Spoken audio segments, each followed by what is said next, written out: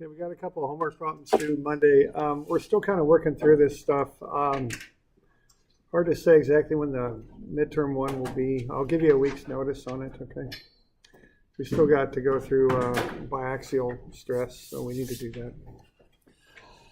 And that takes a little while. So let's have a look here. Okay, so this stuff that's due on Monday is temperature related. So let's have a look at this one first, 172. So I've got kind of a particular way of working through these that seems to work pretty well. So the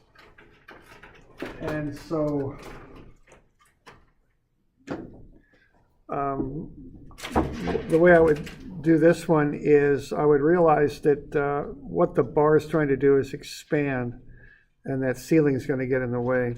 So the bar goes from 20 degrees C to 54. We want to find the axial stress in the bar and the force exerted by the bar on the supports. So what's going to happen is that bar is going to try and lengthen out, and of course that ceiling there is in the way. So it's not going to be able to do that. So this is what I call delta temperature. And on the other side, I'll have what I call delta stress, okay? Now notice they're not the same because the bar can extend that first 0.015 meters without experiencing any stress. It only starts to stress once it hits the ceiling. So a certain amount of that temperature will not cause any stress in the bar. So that's what you want to consider on this one. So what you're going to want to do here is to go through the stuff with alpha and all that and get that worked out and figure out how much longer the bar would get if there was nothing in the way. All right? So, you want to do a couple of things here just to start off. You want to find the area of this thing here. And that area is 0.06 square meters. Okay. And then you want to find the change in temperature, and that's easy enough to do.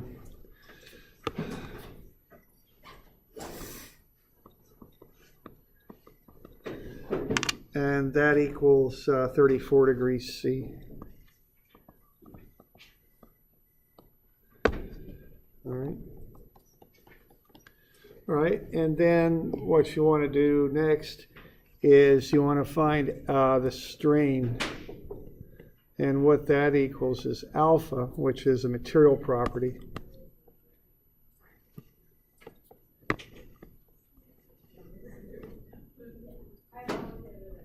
times delta T.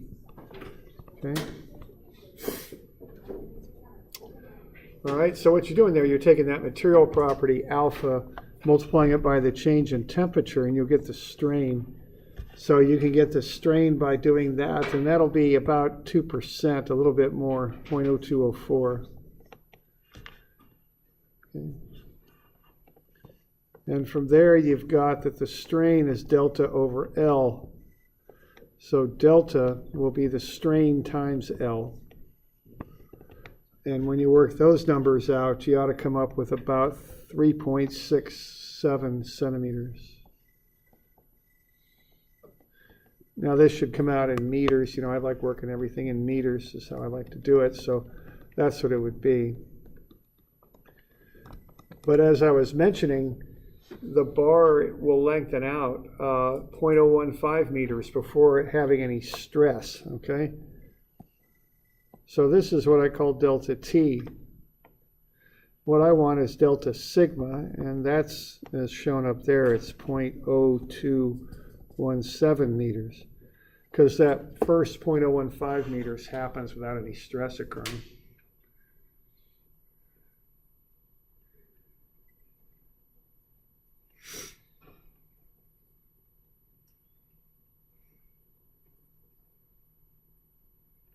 Y'all okay with that?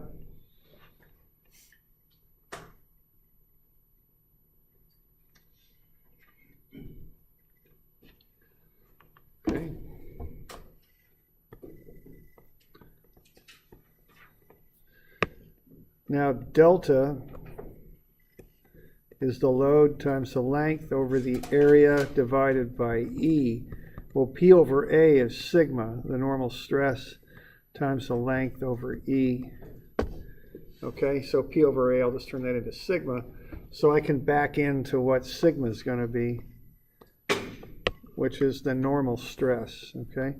So what sigma is whatever delta is times E over L, and you can go ahead and plug all that stuff in, and what you ought to get out of that is 60,333.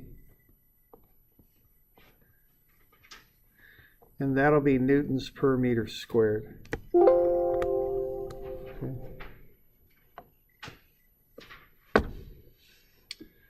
And then the last thing here is that sigma is the load over the area.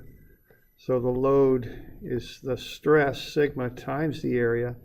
So you can go ahead and get the load, and that comes out to be 3620 newtons.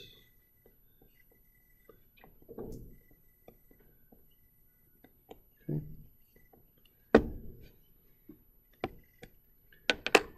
There we go. All right, so once again, a bunch of simple relationships, but they're all tied together. So the strain is alpha times the change in temperature. That's the basic temperature relationship for materials. Alpha is the coefficient of thermal expansion. So the strain is a unitless 0.0204. Then to get the delta, you take the strain times the length. So this thing wants to get 0.0367 meters longer. Okay, and it can get 0.015 longer without any trouble, but the last bit, the 0.0217, it's got to push against the ceiling. Now we have these supports as being rigid, so what the ceiling's going to do is push back, okay? And it's going to say, no, you can't extend out. I'm going to push you back, okay?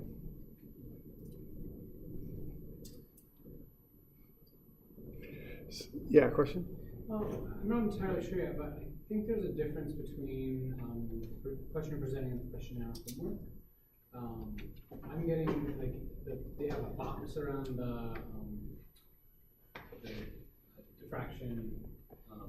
Anyway, so the P wall in ours is 3,620. Mm-hmm. Is anyone else getting that? Yeah, I got that down below. Oh, I'm sorry. I guess it is just difference in the sheet. Oh, okay, we're good. Mm-hmm. Oh, I see.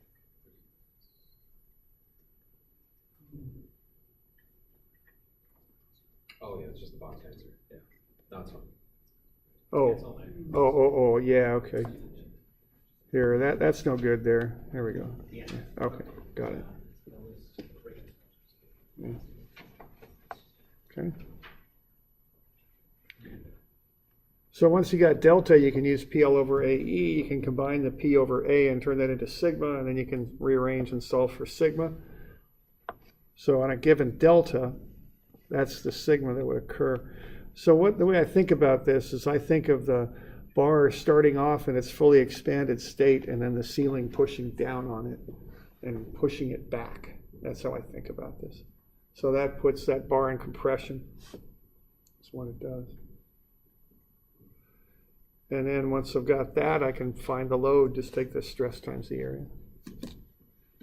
Okay. So I know you just explained it, but I'm trying to visualize the delta temperature and the delta of the normal stress. Yeah. I can wrap my head around the axial stress, but the temperature stress? Or the delta, yeah, it's delta temperature. So if you just stuck the bar out, out in somewhere without a ceiling on it and heated it up by 34 degrees, it would get that much longer. I'm sorry, the delta, 0.0367 meters? Yeah, that's the temperature delta. Yeah, that's just if the bar was heated up 34 degrees with no constraint, that's how much longer it would get. Just alpha. Okay. Well, I mean, I knew mathematically how to find it. I just didn't know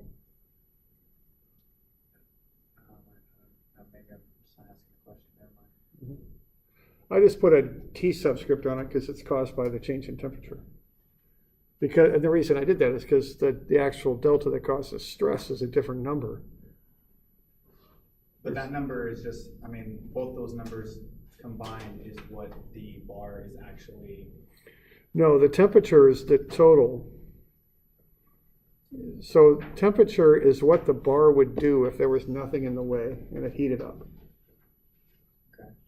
The delta that causes stress is the section of the bar above the existing ceiling, because the ceiling is preventing that from occurring. Okay. So that's the delta that I use to calculate the stress. It's 0.015 shorter than the, or 0.015 shorter than the delta temperature, because it can go that first 0.015 without any stress. Mm-hmm.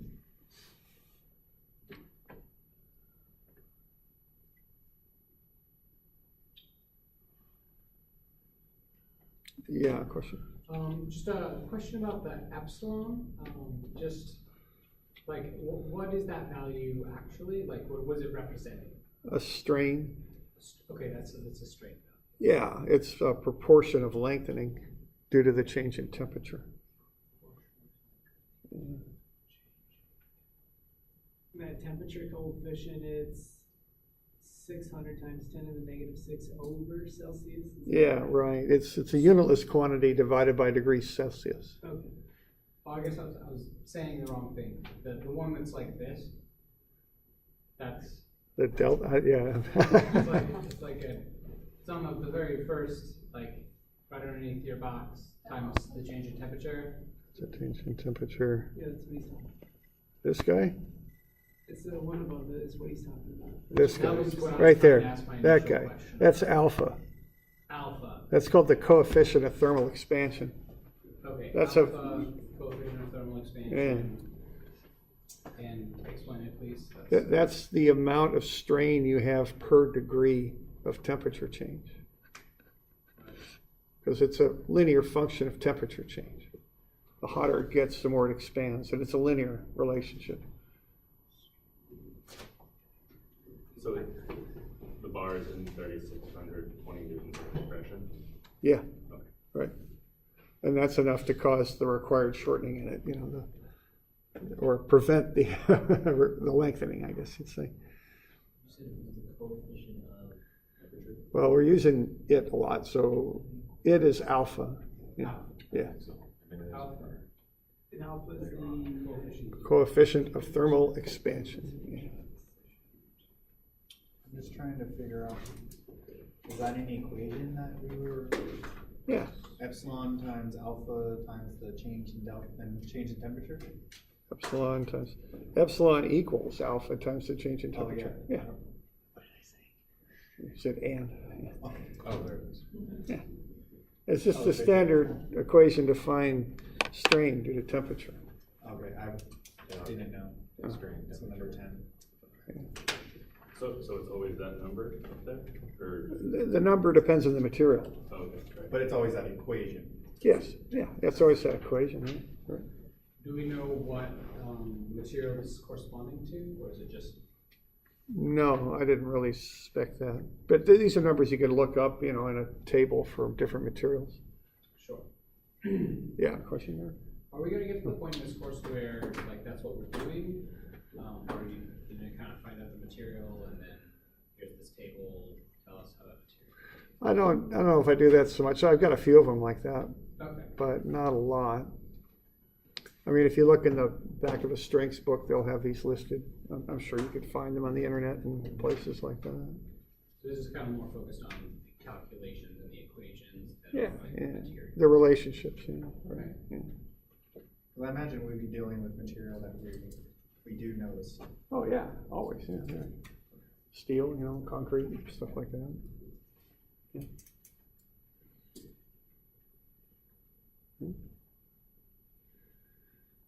We're good? I do have a question, but it's not with this Okay. homework, or it's about the homework question, Uh-huh. number 62. but it's not related to this, so. Oh, okay, yeah, okay, 62?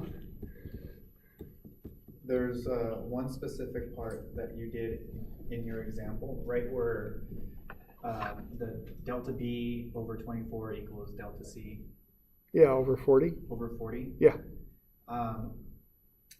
Why did you do that again? Add the 24 and add the 40? Well, what we have there, we got a similar triangle relationship. So we're using this right here. And the deal was to find delta D. Okay? And delta D is out here. So they're all similar triangles. So this is 24, this is 16. And if memory serves, that's 20, I think. Yeah. Okay, so you could say that delta B is to 24 as delta C is to the sum of 24 and 16. It should be 40. As delta D is to the sum of all three. You know, this is a constant proportional relationship there based on the triangle.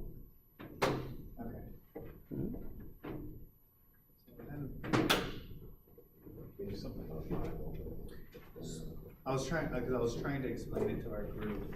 Okay. And I do not have Oh. good enough reason. Okay. Yeah, similar triangles. Thank you. Yeah, sure. Other questions on it? Are we doing all right?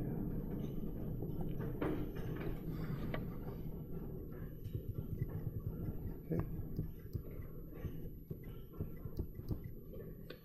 All right, this next one then, this next one's a little tricky. And so here's how I would do this one. What we got this little assembly here is fitted snugly between the supports on either side at A and C. Temperature is going to go up, and we want to figure out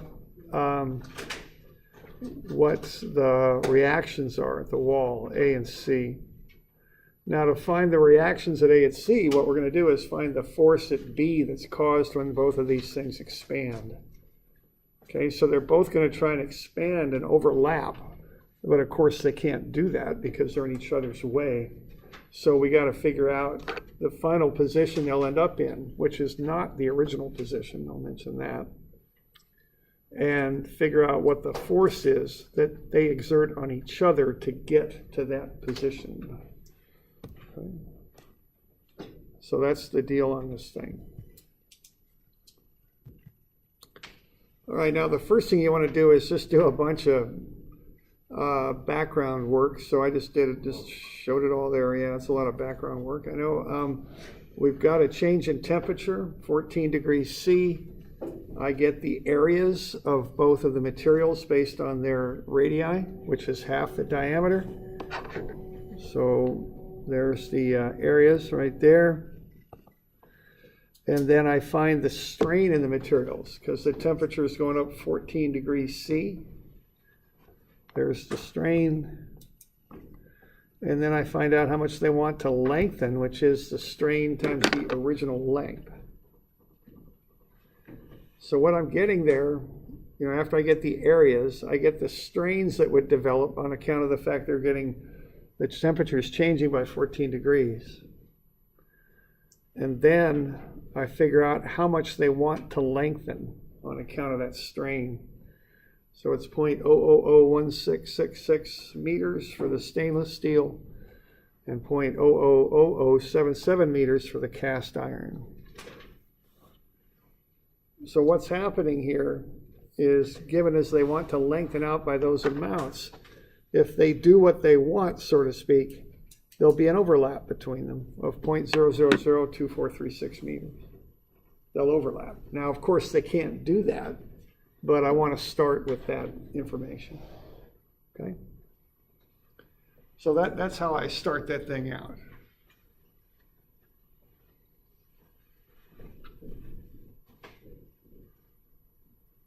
So the overlap means one's going, or in theory would go through the other one? Yeah, right. And, you know, which is somewhat theoretical. I mean, it can't happen, but it's that. The two are going into each other, but they can't do that. Okay? So that's the idea. Are they going to stay at 70 and No, they're not gonna end up being 70 and 50 centimeters long. On account of that temperature, they're gonna start pushing on each other. And the stainless steel is bigger and stronger. So it's gonna push the cast iron back a little bit, is what's gonna happen. But that's a good question, because that doesn't occur, and people often assume it does, but they don't end up in this position. They end up in a different position. Okay. If they were the same material, they would be in this position. And same size. Okay. Yeah.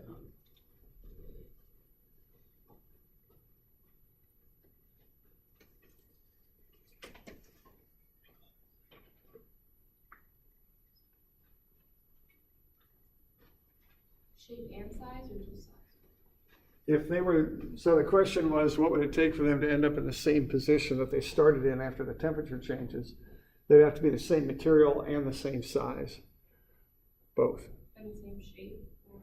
Not so much shape, but just same, because there's an A in this formula we're going to deal with when we start looking at deformations, PL over AE. So they'd have to have the same E and the same A and the same L. So yeah, it would be the length too.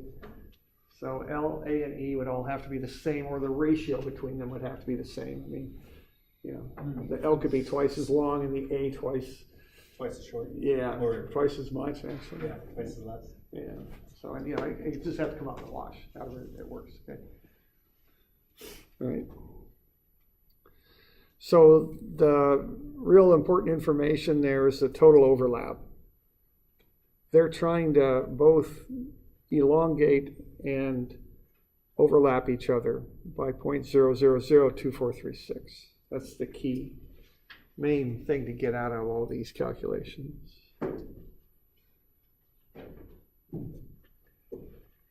Will the cast iron, because it's a softer metal compared to stainless steel, kind of morph to it, or is it just gonna? Well, I wouldn't get into that like level of detail. They're just kind of pushing on each other, and And that's it. stainless is bigger and it's stiffer too a little bit than cast, so we'll push it back. I mean, I don't know. You know, the details of what would happen, we're not really predicting. Okay. And again, that gets back to that, you know, just calculate it out with what you got, and if you're worried about it, over design it, you know, kind of thing. You know, we just don't have the, you know, there's probably little things going on here that we can't quite model, you know.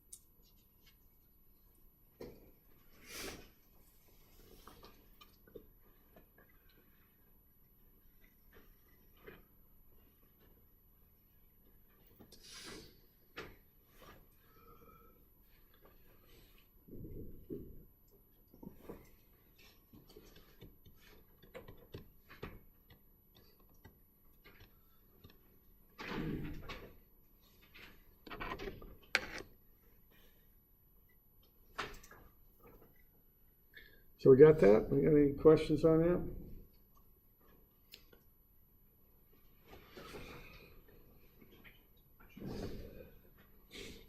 Okay, so one piece of information we've got here is that they're trying to overlap by that. And, you know, I've mentioned that when I'm doing these temperature things, for me it's helpful to think of the final temperature as being the beginning condition, even if it's kind of physically impossible. So I think of these things as being overlapped by this amount, even though that can't really happen, but that's how I think about it. What they're going to do now is push on each other and get back to some sort of equilibrium condition. That's what they're going to do. So what I want to do here is figure out a situation where they reach equilibrium, where they quit moving, essentially, where the force of the cast on the stainless is the same as the force of the stainless on the cast. That's the equilibrium condition I'm looking for.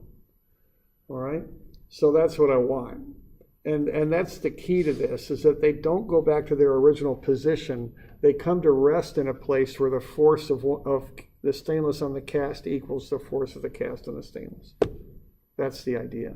So we want to find how much they would both deform so that they'll exert an equal force on each other. And we know that the sum of those deformations are 0.0002436 because they can't overlap. Okay, so that's kind of what we're looking at here.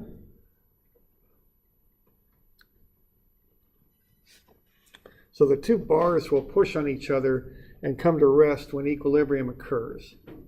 And that happens when the load of the stainless is equal to the load in the cast iron. And I know that delta is PL over AE. So P, which is the load, is delta AE over L. Okay. So I know that the load in the stainless is the load in the cast. So what I know is that delta stainless times the area of the stainless times the modulus for the stainless over the length of the stainless has to equal delta for the cast iron times its area times its E divided by its length. I know that relationship has to hold. Okay? And the only unknown I've got in there are the deltas. I can plug in A, E, and L. Are we okay with that? Okay. So if you plug all that stuff in and work it down, what you're going to find is 3.193 times delta stainless is going to be delta cast iron. Okay.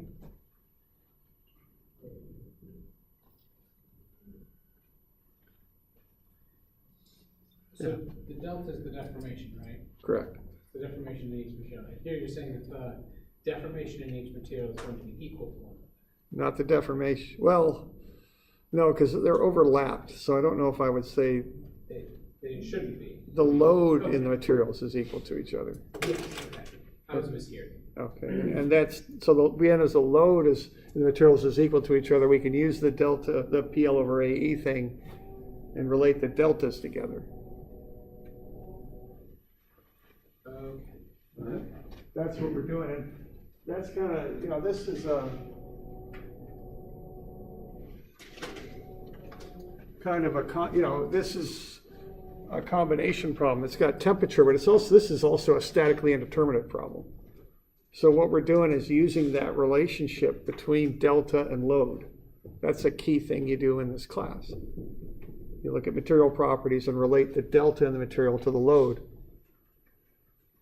And you can figure this stuff out with it, okay? That's what we're up to. So this is temperature problem, but it's also a statically indeterminate problem, essentially, okay? So what I've got now are two things. I've got the fact that delta stainless plus delta cast iron is that, whatever that was, 0.024, whatever the heck, 0.020002436. And I also now know the proportion between the deltas. So I got two equations and two unknowns, so I can figure out what the deltas are. Okay.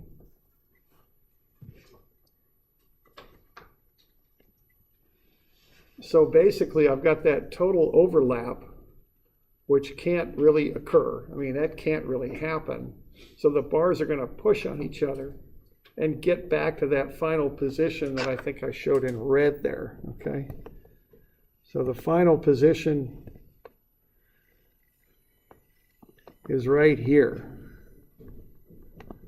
And I can figure out how much each one pushes back.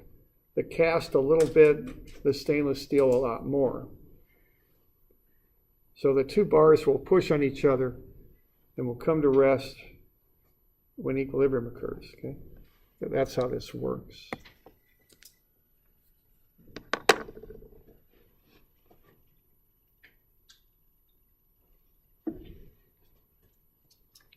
So you okay with that?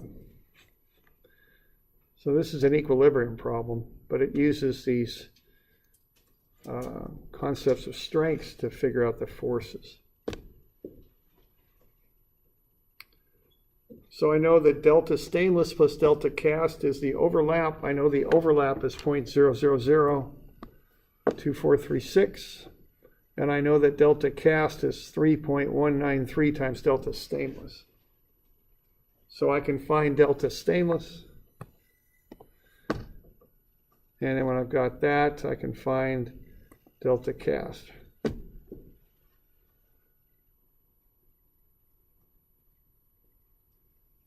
And then I can check them. See, I can add those two together and come up with the total, and it is 0.0002436, so that's working out well, okay? I'm doing okay with this.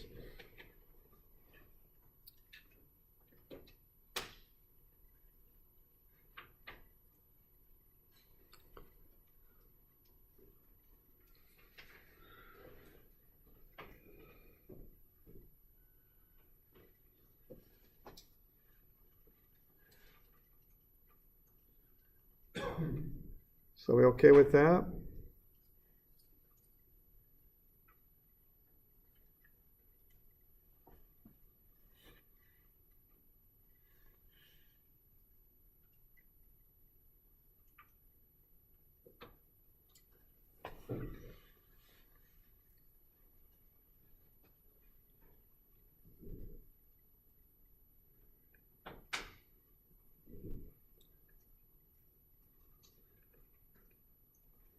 So we're just working two equations and two unknowns.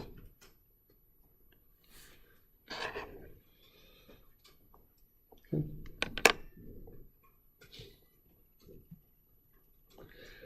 So once I've got that, now I know how much they've kind of been pushed back, each of them.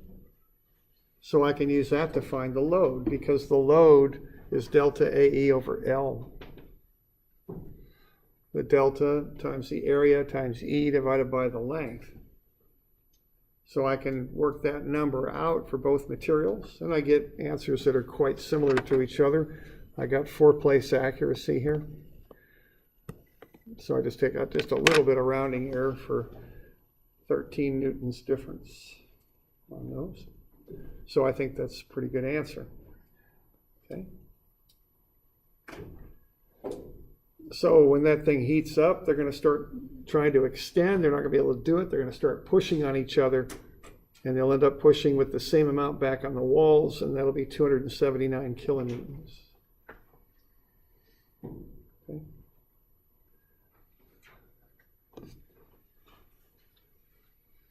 So the main steps on that are find the strain and delta due to temperature, and from that determine how much the two bars want to overlap.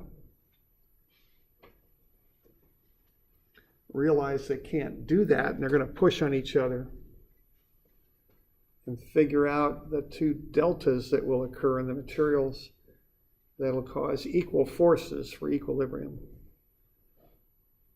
and proportion those deltas back to the total overlap.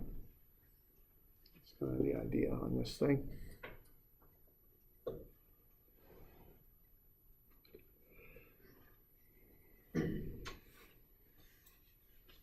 The loads are supposed to be the same, it's just rounding here? Yes. Okay. Yeah. Just a little bit of rounding difference, that's all.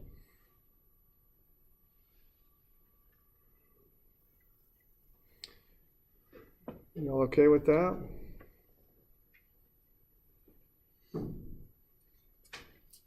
It's a lot of steps for that one. Yeah, this thing's got a lot of stuff going on in it. And it's the culmination of a statically indeterminate problem and a temperature problem that does it, right? Yeah, right. Yeah, that's the basic concept behind it, right? But, you know, get used to working on these things. This is, you know, this one's a lot of calculations and work, but, you know, when you start working, this is nothing. I mean, you'll work on very complex stuff and learn those skills to keep it straight and just systematically walk on through it, and being able to track errors and all that, because, you know, this is just nothing compared to doing a highway interchange or something. I mean, you know, it's or a big piping gallery or whatever. I mean, that stuff gets complicated. Reactions are the same at A and C? Yes, yeah, which would have to be, because if they're not, the assembly would start moving in one direction or the other. Okay. So yeah, it's the same at A, and then there's equal and opposite reactions at B, and that equals the stuff at C. So everything going on in here has the same force in it. Okay. The only way that that's possible is because it says in the question, reactions at A and C equal 0. That's telling us that the object is in equilibrium? Well, it tells us that initially, when the temperature is 10 degrees C, there's no force in there. That's what it's telling us. So there's no preload or anything. Yeah. Is that realistic? Yeah, if they're just sitting there, if they've been fit snugly in there, but without a real force, so they didn't have to be force fit in there. If they just kind of fit in there, that would be okay. Now, how do we know that they're in equilibrium? I mean, obviously, the math shows that they are. Yeah. Because the reactions. So, I mean, is that why we can assume that? Well, if they're not in equilibrium, they're going to go somewhere. Why not? They're going to start to move. Yeah, right. So, they have equilibrium is required. If you don't have equilibrium, you got motion of some type. Basically, Acceleration. you can ask the question, they're in equilibrium. Yeah. Because if they're, moving around, you're not even going to begin. Yeah, right. That's you got to do dynamics then. Yeah. That's strength. Okay. I can see what you're saying, Josh. It's not obvious at first. When you read that problem statement, it's a bit vague, and you have to know what that temperature is doing to the metals. Yeah. I totally know what you mean. I wouldn't right away jump to it. Yeah. Is what all I'm saying. But the material is just for the first time being taught to me. So Yeah, sure. All right.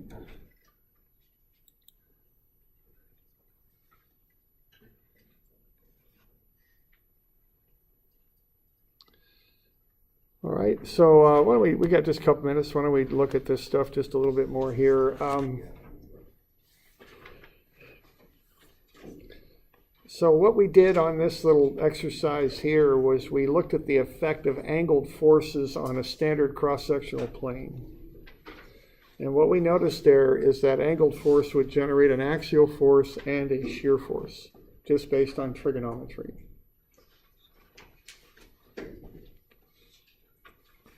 Then what we did, we realized that if we use a straight-on force, but to look at an angled plane, that we get the exact same sort of effect. Okay? That not only can you produce this idea of getting normal and shear forces on a straight plane with an angled force, you can also do it by putting a straight force on an angled plane. And if you do that, the forces on that plane will be axial and shear. Okay? Now we can calculate that on a bar on page 280. We can come up with a general formula for this. So the overall concept is you can calculate the force on any plane you want. At the start of the class, what we do is we always use the standard cross-sectional plane. That's the one that bears most of the normal stress. But we could look at the effects on any plane we want, and we might want to do it because of the nature of the materials. Sometimes they're a little bit weaker on some plane due to the atomic structure of the atoms that make up that metal. You might have a plane of weakness at 45 degrees. And if you do, you might get failure on that plane even though you're pulling straight on, because there are stresses that build up on the angled plane. That's the idea. So what we can do is come up with formulas for those stresses. Okay. So that's the overall idea. All right, so if we pull on this bar with this load of P and we've got A for the cross-sectional area, what's happening here is we'll get a normal force, the axial force, which is normal to the plane, and a shear force. Okay? Now the normal force will be positive tension, negative compression. The shear has a little bit different sign convention. It's actually based kind of like the moment sign convention that we did in statics. Counterclockwise positive based on that shear force, clockwise negative.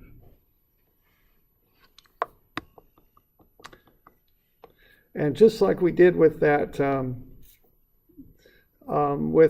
angled plane in the example, we can come up with the area of an angled plane based on the standard cross-section and the angle. The area of an angled plane, which I'll call S, is A, the standard cross-sectional area divided by the cosine of the angle.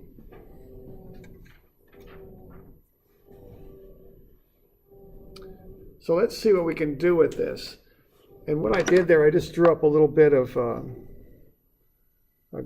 chart here that shows how the different forces act and the angles at which that you would have in there, using theta and then 90 minus theta. So if I've got that angled plane at an angle of theta here, which I'm doing, it's measured counterclockwise from the standard cross-section. This angle would be theta. There'd be a 90 here, so that would be 90 minus theta. And then there's another 90 right there, so that would go 90 minus theta. That goes back to theta right there, okay? So there's my kind of a free body diagram. And all we got to do here is do equilibrium. Sum of forces in the normal would be the normal force out. And then what's pulling back will be this load right here. It'll be P cosine theta. So the normal force that I'm pulling with for equilibrium, if I'm looking at equilibrium on that angled face, will be the load, or excuse me, the load P here that I'm pulling with. I'm sorry. If I want to relate that to this force that develops on this plane, I'll have N up in the normal direction and then P cosine theta counteracting that. So N is P cosine theta. So that's the force equilibrium. Now I'm interested in the stresses. So I'm going to divide by that angled area S, divide both sides by that. So the normal force over S is the stress, the normal stress. That'll be P cosine theta over S, but S is A over cosine theta.